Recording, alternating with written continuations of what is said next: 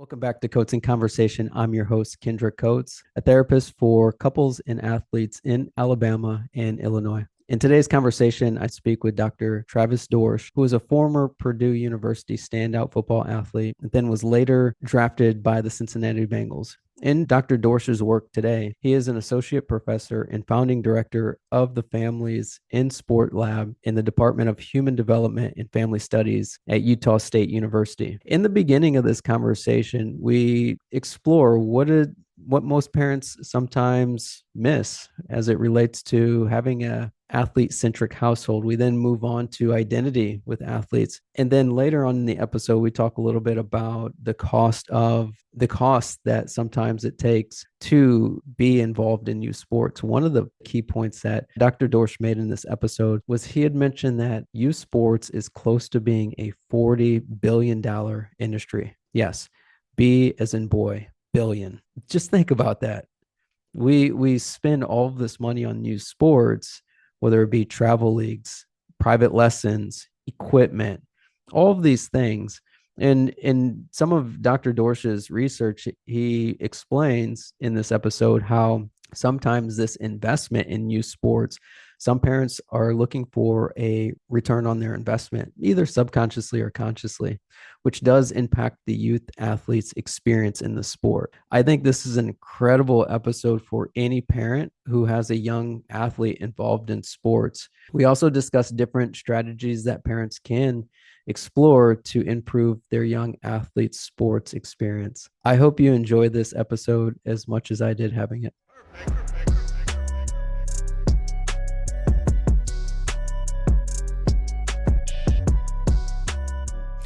Travis, with all of the research that you've done as it relates to sports family, if you could give one piece of advice to every sports parent who may be in the stands this weekend, what's something that you would give them that would change their son or child's sports experience and why?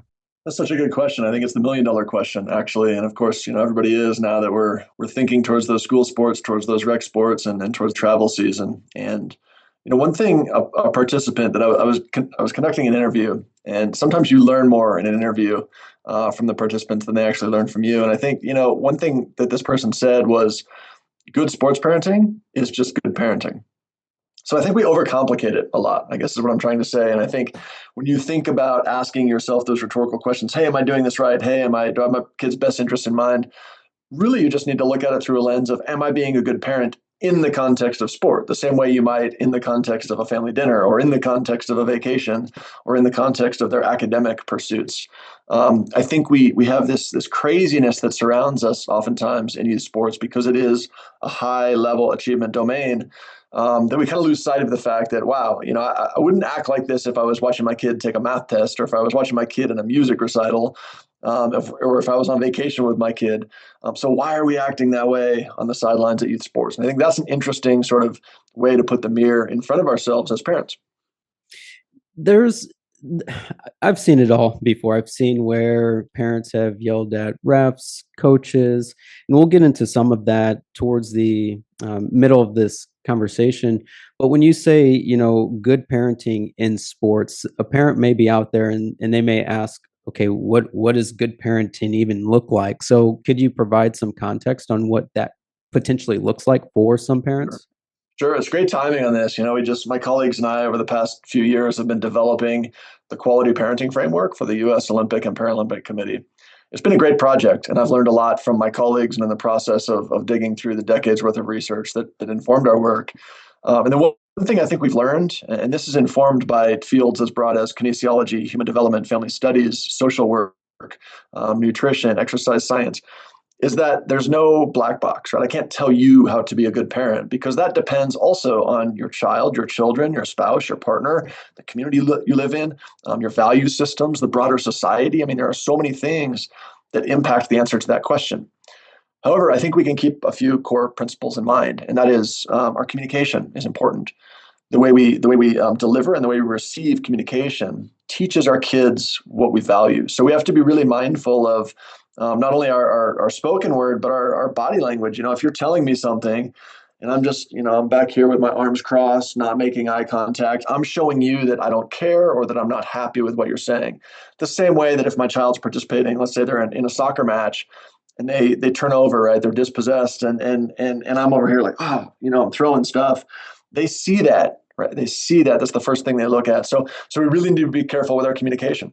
After matches, games, competitions, right? Do we have that 5 minute, 10 minute window for the athlete to cool down? We all know as athletes we need that. Or is it immediately on the sidelines, we're digging into them, the things they did wrong? The car ride home is all about ways they can improve.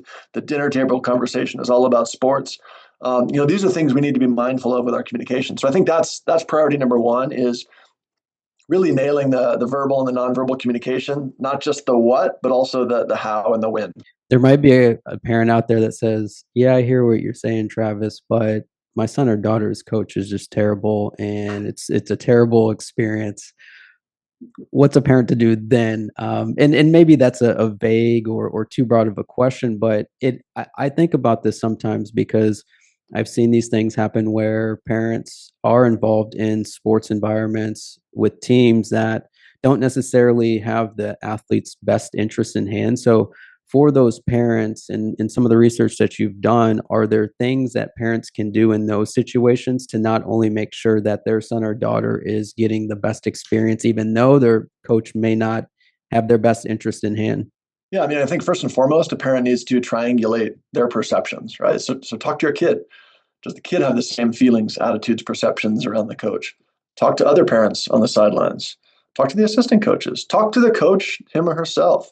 Try and triangulate what you're experiencing, your expectations, your perceptions of that coach's ability or lack thereof before you go making accusations or go start coaching your kid on your own outside of the team environment. I think it's important that we understand that we are all emotional creatures, and it's really easy for us to see something that happens to our kid and immediately default to, well, the coach doesn't care about my son or daughter. That's typically not true. I mean, I think to a man, to a woman, most coaches would say they care deeply about their athletes.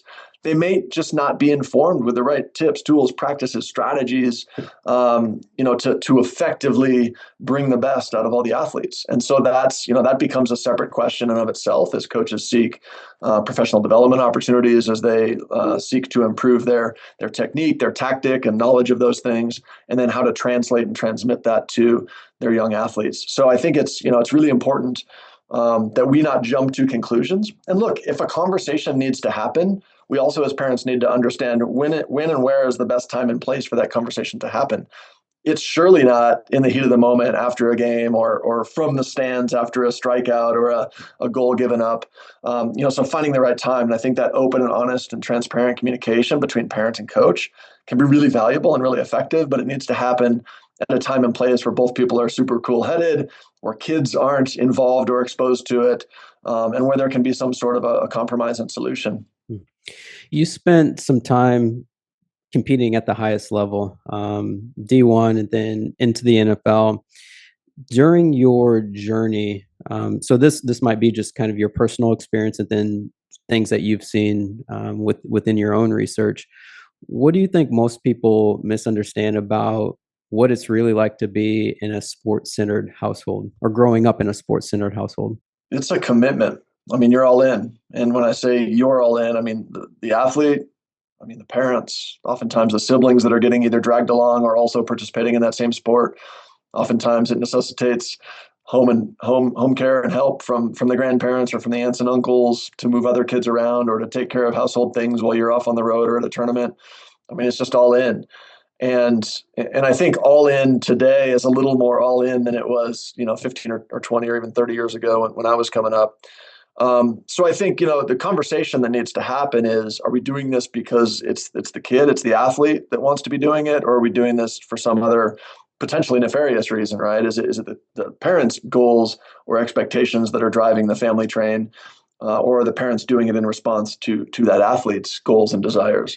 If it's the latter, then I think I'm okay with a family being all in, as long as we're not taking away those resources and opportunities from, let's say, younger siblings or from the parents themselves or from the family more broadly, right? If we're not double mortgaging our house, if we're not, selling the car and the boat and not going on vacations to try and give our kid these opportunities. So Again, as I said earlier, I think just the communication, the idea that, hey, we need to be regularly checking in to make sure that our child is loving this, to make sure that they want to be doing that, to make sure we know what they want their next steps to be.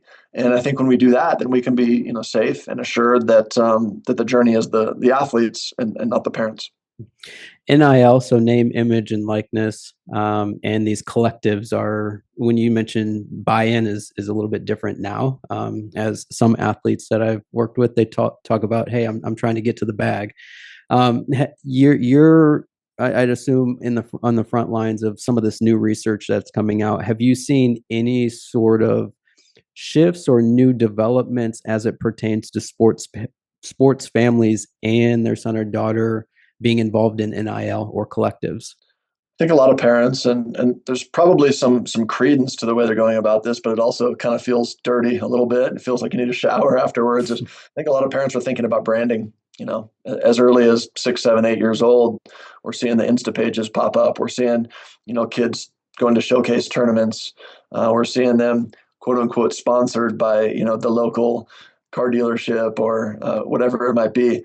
And I think, there's a danger that we've now professionalized youth sports so much that there's really no turning back, that there's kind of two discrepant pathways. There's the sort of traditional, right? There's a bad word maybe, but you want to think about like the kid coming up through community sports, then playing 2 or 3 or 4 sports for their high school. Really everybody in the community knows them and loves them and appreciates them. And then we send those kids off to college. But now all of that feels way more rushed, and it's happening when kids are 8, 9, 10 years old. By the time they get to high school, they don't even want to play on their high school teams because they've got this club over here, depending on the sport, that is really trying to push them towards those collectives, those deals, those scholarships, and those future opportunities. So I fear that not only has the train left the station, but I fear it's so far down the tracks that we can't necessarily peel that back anymore. But we still have this other pathway over here, right? That as I called earlier, traditional pathway, that opportunity for the in-town leagues, the free play, the parent coach, the community level support. And I think as long as we don't lose that, and as long as we can keep every kid having a space and a place and an opportunity to play, then at least we're mitigating maybe some of the negatives that might come from that other model. So, I don't know that we're necessarily going to bring that model back, but I think we can keep both and potentially have two different trajectories for kids that want to be on either. It's interesting because I think even when I was coming up, there was nothing about NIL or these collectives. I think back in the day, players were getting paid under the table, and as you mentioned, the Instagrams are coming out with basically parents having their son or daughter having these Instagram pages at a young age. But I sometimes wonder, how does this impact long-term identity for an athlete? Because we all know that sports isn't going to be forever. So how does a child's sense of identity get shaped or even lost when a family becomes overly focused with their son or daughter's athletic achievement? Yeah, I don't know that it gets lost necessarily, but it definitely gets foreclosed upon. It definitely becomes narrower if this is all the child wants to be and all they're known for. I think we run the risk of kind of pigeonholing, and we know in sports that's tough, right? Because the very smallest percentages of young athletes are going to go on to achieve at the top level where anybody might actually care about their Instagram feed. So you think about the 8-year-old tackle football player, or in my kid's case, they're both alpine skiers, right? That 10-year-old skier, nobody cares about them yet, right? And they might advance to the highest level, but chances are they're not going to. So your question is a good one, and that is, what are we doing to these young people if we foreclose on the athletic identity as the only piece of their identity that matters? And I think, to present these young people through a more holistic lens might be a better approach, to showcase what they're doing in school, to showcase, are they playing a musical instrument, to showcase them on vacation or having fun with their friends at the park, and really show the next generation of athletes who are going to be coming up in the next 10 or 15 years that it's okay to be well-rounded, it's okay if sport is a huge part of your identity, but it's not the only part of your identity. Because look, all of us, whether we're 12, most people when they're 17 or 18, or the lucky few of us who get to play into our 20s or even 30s, it ends at some point. right? It didn't for Michael Jordan. It's going to end for LeBron James. And then who are they, right? Who is that individual beyond their identity as an athlete? So I think it's a really important question. It's a fair question to be asking of the young people, but also of their parents, especially when it's the parents who are the managers kind of this public persona, if you will. And I think it's one that we should be asking more frequently. I was reading through, you had a research article. I'd drawn a blank on the name of it, but you talked about the ROI. So as we're talking about parents who may put a lot of their interest in the athlete's overall achievement, we also have to think about how much money is being poured into some of these young athletes. And you also had a TED Talk several years ago, and you were talking about just the overall revenue that youth sports bring in versus professional sports. Can you speak a little bit on the ROI and what you mean by that as it relates to sports parents pouring money into their young son or daughter's development? Yeah, absolutely. I think it's huge, and it's becoming bigger. It's becoming a bigger issue. When that paper was published, I think we had some figures that suggested that youth sports in the United States was around a 15 or $20 billion industry annually. Now we know it to be closer to 40 billion annually. That's a lot of chum in the water for the sharks, right? All the people in private industry who are trying to build little, cottage services around I'm the next quarterback guru, or I'm the strength trainer, or I'm the sports psychologist, and I'm going to get your kid that college scholarship. And what's really interesting is when I was growing up, and probably you too, the college scholarship was kind of the be all end all, right? And for most sports, it's not even a full scholarship, to be fair. But now there's so much added to that, right? I mean, we're talking about NIL, we're talking about collectives. These were things that didn't exist when we wrote that manuscript and when I gave my TED talk. So the chum in the water, if we're borrowing that metaphor again, has increased exponentially for the athletes, but really for the parents who are thinking about moving their athletes off into the real world. I don't see this train coming back to the station. I see it only speeding up as it moves down the tracks. And to be fair, sports has always been, I think, a platform, especially for young males from the inner city or young males coming out of poverty, has always been a platform where they say, hey, I can see a better version of myself if I can achieve in this domain. And I think to the extent that we can also show those individuals that school is also an opportunity to pick yourself up and move yourself forward, that the arts, right, whether that's music or whatever it might be, is also another opportunity. But sports is so in your face. You can turn it on at any time on TV. You see the athletes and the cars they're driving and the women they're with and everything that goes with that. And it's easy to be, I think, seduced by that as a young athlete. This is a big cultural question that, my research is just a tiny, pin needle head in the stack of hay that is this research field. But yeah, I think we need to be really careful about glamorizing professionalized sports so much that it becomes the only way to make oneself, move forward in life.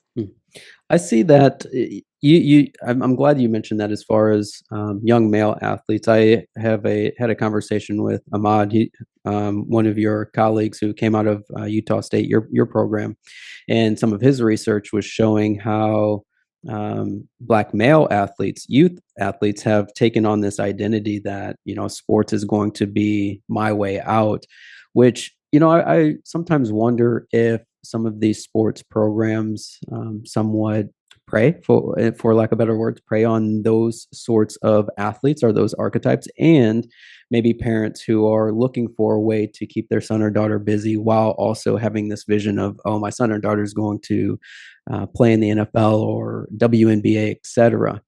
When we look at those things, what emotional or relational costs do families often pay in pursuit of athletic success that no one really talks about? Yeah, it's such a good question. I think there are a lot of costs associated with being excellent, not just in sports, but in anything.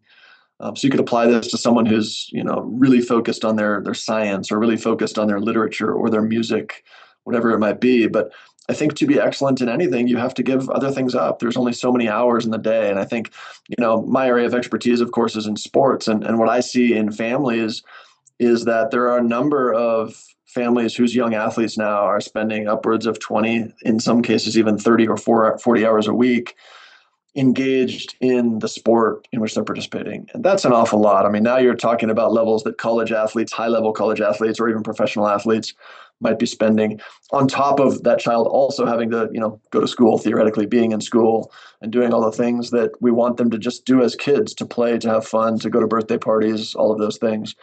So it's something like in our household that we're really cognizant of. I mean, winter, because my kids are skiers, is really a time that they're sort of all in, but that also allows then for in the shoulder seasons in spring and fall for them to really dive in on those other experiences, right? And I think to the extent that you can allow a child to pursue a passion, but also keep them well-rounded, that's like a magical space as a parent, and it's really difficult, I think, to achieve. And sometimes you go a little too far one direction, and sometimes a little too far the other direction. But look, as parents, we're all just sort of kind of making it up as we go. And our hope, and one of the reasons that I engage in the research that I do, is that we can give parents some tips, some tools, some strategies to at least inform that flying blind that we all do as parents. Because by the time we master one stage, by the time we're good at parenting a toddler, they're off into childhood. By the time we're good at parenting that 6-year-old, they're now a 9-year-old, and we got to kind of reevaluate. By the time we figure childhood out, now they're in adolescence and they hate us, right? So we really have to kind of evolve and react and understand that ultimately we are just borrowing our children from the world, right? They're not ours. Our goal is to help shape them and develop them, but they belong to the world. And at some point, we're going to turn them over, and we hope that they contribute positively to that world. Many will have an opportunity as an athlete to do that. Most won't. And so, when they get out there and when they go to college and graduate from college, or get that first job, or learn a trade, or get married, or become a fireman, or whatever it is, all we can do is hope that we've prepared them to do the best job that they can and be a great member of society. And I think sport provides a wonderful vehicle to teach all those lessons. But we lose sight of that as parents, and all we think about is the bag, like you were talking about. So I think we need to be really cognizant of what sport is and what it's not, and what it can do and what it can't, how it can be used for good, in air quotes there, and how it also can be used for bad, and how it can, in some cases, ruin young people if done inappropriately. I want to go back because I think this is important to highlight. You'd mentioned some of your research. I think you all had recorded sports parents on the sideline, and can you speak a little bit about that and what were some of the interesting things that you found? Because I just imagine, again, I've been that coach and I've been that spectator, and I'm just hearing some of these things that parents say, and I'm just like, how is this productive to the overall experience of your son or daughter? So can you speak about what some of the findings were with recording some of the parents? Yeah, that was such a fun study. I mean, I think the take home is that many parents are crazy. um, Maybe a little more scientific way to say it is that our behaviors don't always match our goals, or at least our stated goals, when we are in these public spaces, these competitive, high emotion spaces. And, to that point, our data suggested, we asked these same parents that we had the lapel microphones on, we asked the same sets of parents what their goals were for their children. And it was all the things you might expect, right? It was, we want them to be better teammates. We want them to learn how to respect authority. We want them to be gracious winners and losers. We want them, to learn technical skills. We want them to be more cooperative than competitive. Right? All the things that sport can do, they said. And of course, there's potentially a social desirability bias there when they're answering these questions, that they want to appear to be good parents, right? So maybe their goals were actually different.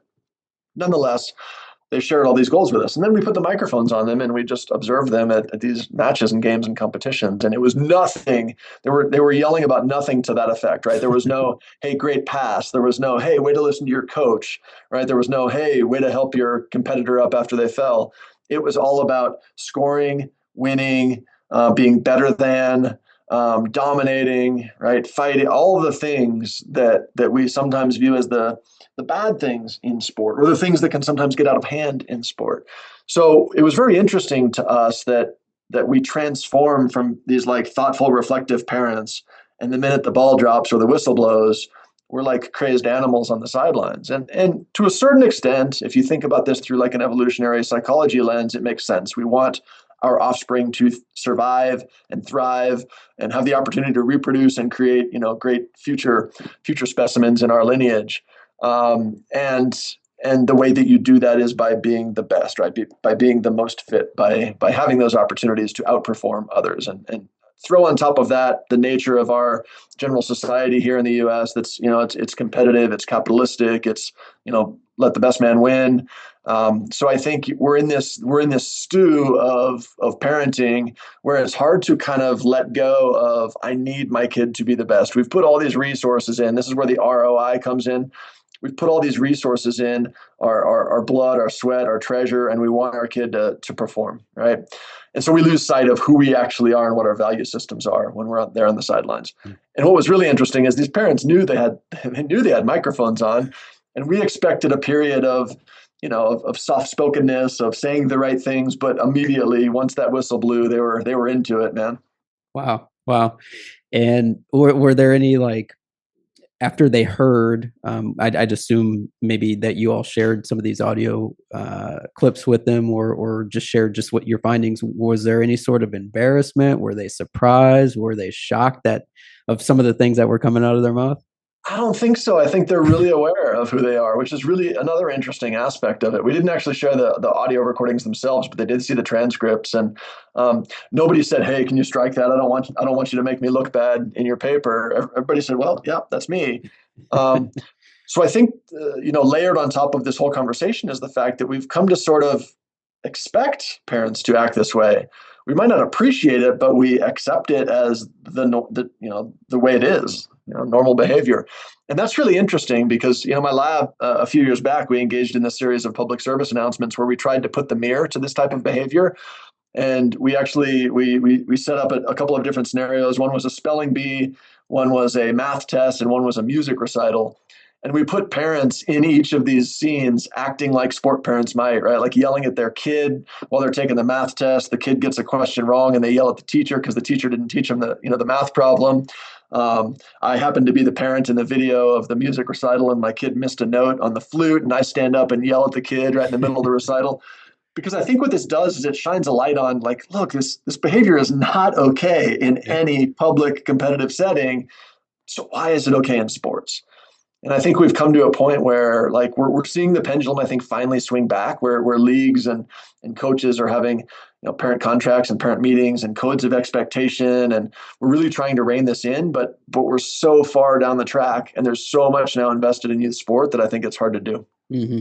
Yeah, money talks is what they say. And to piggyback on your point that you mentioned, just as far as some of the athletes that I work with in the therapy clinical setting, and those are some of the things that I hear. They're like, I don't want to drive home. I know I had a bad performance, and I know my mom or dad, I'm going to get an earful. And so it's almost like there's no time to just be a kid. It's always performance based. And if it's not 100%, or if it's not an A+, then it wasn't good enough, which is so unfortunate, because I think some of these young kids want to have a great experience, but sometimes it's jaded or clouded by their parents' expectations.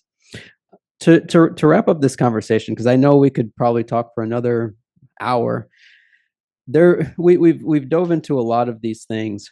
As we wrap up this conversation, is there anything we didn't hit in today's conversation, or anything you want listeners to leave with? Well, it's something that you brought up when you talked about NIL.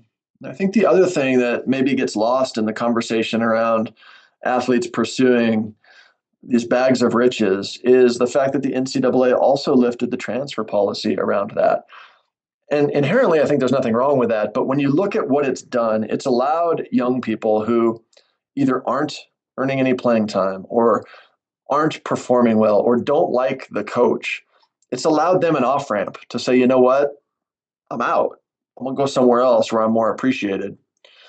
And again, I think there's nothing inherently wrong with that. But what it's doing, I think, is creating a generation now of young to young adult people who, the minute anything goes wrong, they're out, right? If it's a marriage, they're out. If it's a job and I don't like my boss, I'm out.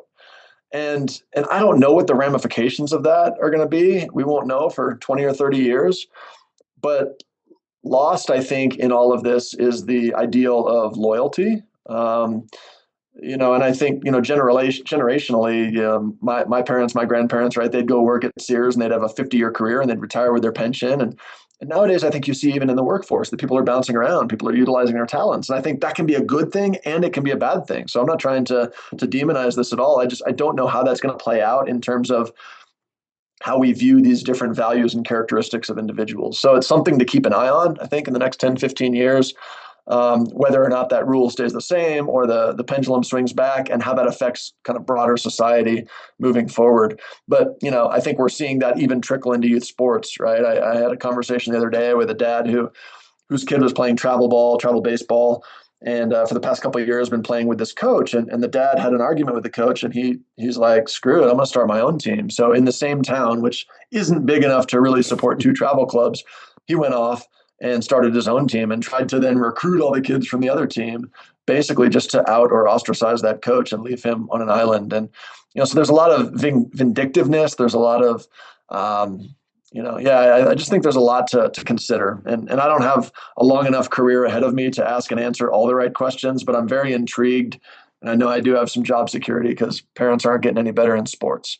Although I will say, I don't want to label all parents as bad. There's some really, really thoughtful and wonderful parents that I've seen who are really purposeful about the way they go into these spaces and settings and the way they support the coaches and the way they support their athletes. So this is by all means not a conversation about everybody, but we're seeing more and more that something needs to happen. Travis, I appreciate all of the work and the research that you're doing. I think this is invaluable information for parents and coaches and people in the clinical setting like myself, because I think there's so many things that go on behind the scenes that we're not necessarily aware of. Specifically, when you talk about ROI or specific goals, what are the athletes' goals and what are their parents' goals, and how do those sometimes conflict with each other? I'm also thankful that there's somebody in this space that is passionate about this work. I think, as you mentioned, that revenue of youth sports is close to 40 billion now. And I think it has become a cash cow where young children are sometimes being exploited in these spaces because there's so much money involved. For viewers and listeners who want to learn more about your work, where can they find you? Yeah, that's a great question. And before I dive into that, I just want to thank you too for the work you're doing in the clinical space. I think, as a professor, it's often hard. My primary role is research, and I think sometimes that leaves our research untranslated, right? It just sits on a shelf and collects dust behind a digital paywall for the papers that we write. So it's encouraging to have people out there who are utilizing this work in their practice. So thank you for that. For those that want to find us, I think it's pretty easy. You can just Google us at Utah State University Families and Sport Lab. You'll find our website right there at the top. We've got links to our social media accounts. We've also linked all of our research articles so we can get those out there to the masses.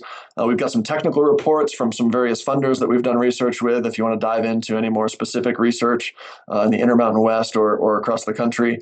And if all else fails, shoot me an email. I love engaging with parents and people who are passionate about all of this. Wow, what an incredible episode. I mean, just so much information and so much knowledge that Travis was dropping on us. There was that piece in there where he mentioned athletes are spending upwards to 20, 30, and sometimes 40 hours a week in their sport. And as I think about this, I bring up the question of, are we truly looking out for young athletes' mental and physical well-being? Because they're pulled in so many different directions. Not only do they have to be at practice, they may have travel league, competition, training, schoolwork. Where's the time to even be a kid? This was such a great episode. So as we wrap up this episode, I have a big ask. As I continue having these conversations with researchers and experts in their field, I ask you to just give it a follow. Give Coats in Conversation a follow, whether you're on Spotify, YouTube, or Apple. This truly helps me continue pouring in and putting in the good work of having quality guests on this show. Thank you for listening to Coats in Conversation, and be on the lookout for more episodes like this.